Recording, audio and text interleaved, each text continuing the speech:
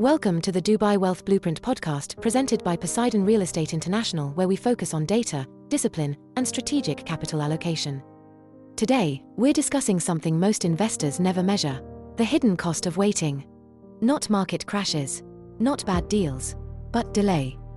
Because waiting isn't neutral. It's a capital allocation decision, and in many cases, it becomes the most expensive decision an investor makes, quietly, invisibly, and compounding over time. Most investors obsess over timing the top.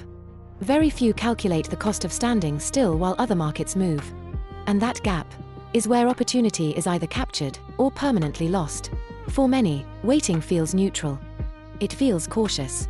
It feels responsible. It feels like discipline. I'll just give it another year. I'll wait for the market to recover. I'll sell when it hits the number I believe it's worth. But waiting isn't neutral. It's a financial decision. And like all financial decisions, it compounds. Let me tell you about two clients, both intelligent, both successful, both with capital tied up in property. Client number one is waiting. He believes his local market hasn't risen enough. He wants another 10 to 15% before selling. He's looking at what his property was worth 2 years ago. He's looking at where it should be. He's anchored to a number in his mind. So he's giving it another 12 to 18 months. Here's the problem. His market is slow. Price growth is flat. Momentum is weak. Sentiment is cautious. Meanwhile, the market he intends to enter, Dubai, is not slow. Entry prices are moving. Infrastructure is being delivered. Population is growing. Supply in certain corridors is tightening. So while he waits for a potential 10% lift, the replacement asset is repricing higher. Even if his property rises slightly, if Dubai rises faster, the gap widens. And that widening gap is invisible. Now client number two. He owned a property for nearly 20 years. It increased 3.5 times his original purchase price. On paper, a success story. But the yield? Barely around 1.8% before maintenance, mortgage, and tax. Capital growth was in the past. Momentum had slowed. He received an offer below what he believed it was worth. About 15% under his own personal valuation, but negotiated up to only about 7% under. Emotionally, that's uncomfortable. Nobody likes selling under value. But instead of reacting emotionally, he stepped back. He ran the numbers. He analyzed the forward data, not the historical performance.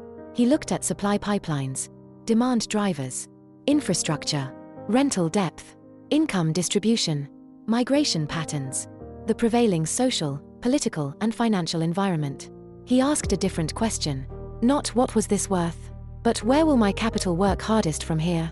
He realized something important. Holding out for a slightly higher sale price in a slow market could cost him far more in opportunity than accepting a modest discount. So he sold. He paid capital gains tax. And he reallocated. He purchased a secondary property in Dubai, near confirmed infrastructure, major roads, schools, future growth corridors, in an undervalued pocket. Rental yield, approximately 6.7% net. Income from day one, plus strong structural growth drivers. And this was on an asset priced roughly a third lower than what he sold. Immediate higher income, stronger market momentum, forward demand. Now here's the uncomfortable math. If your current market grows at 2 to 3%, and the market you're considering grows at 8 to 10%, even 6 to 7%, you're not standing still. You're drifting backward. Because investing is comparative. Capital is fluid. It moves to strength. Waiting does not preserve opportunity. It can quietly erode it. The most dangerous investing bias isn't greed. It's anchoring. Anchoring to a number. Anchoring to the past. Anchoring to what something should be worth. Markets don't care what we think they should do. They move based on data, momentum, capital flows, policy, demographics. So the real question isn't, can I get a little more if I wait? It's, what is my opportunity cost of delay? And even more importantly, am I making this decision based on data or emotion? Because investing isn't emotional. It's comparative. Where does your capital work hardest today? If you reallocated, where could your money work best? That's the only question that compounds. And one serious, smart, data-driven, analytical investors must focus on. The most expensive investment strategy can sometimes be waiting and doing nothing. Across every major market cycle, the investors who win are not the ones who wait for certainty, nor the ones who sit and hope their current market improves, especially when macro conditions, social and political shifts, and financial momentum are signaling otherwise. They are the ones who measure opportunity cost. Capital is mobile. Markets move at different speeds, and delay is rarely neutral.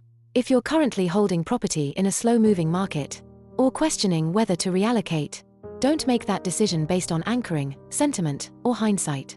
Make it based on forward-looking data. At Poseidon, we don't just buy and sell property. We analyze markets. We assess comparative performance, income depth, supply pipelines, infrastructure positioning, capital flows, and we help you decide where your capital works hardest next. If you want to understand how Dubai fits into your broader wealth blueprint, strategically, globally, and aligned to your personal capital structure, connect with us. Our details are in the episode description. Thank you for listening, and as always, invest with data, build with strategy, create real returns.